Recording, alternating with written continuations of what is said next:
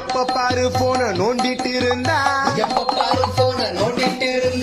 கண்ணு போயிடும் கோயிந்தா கோயிந்தா பாஸ்ட் ஃபியூச்சரை யோசிச்சு இருந்தா மென்டல் ஹெல்த் கோயிந்தா கோயிந்தா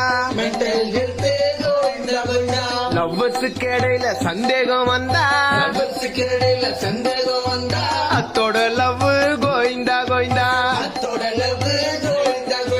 பேச்சுலர்ல இருந்து ஃபேமிலி மேனானா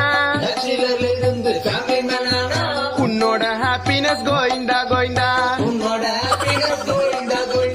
கோடி கோடியா காசு இருந்தாலும்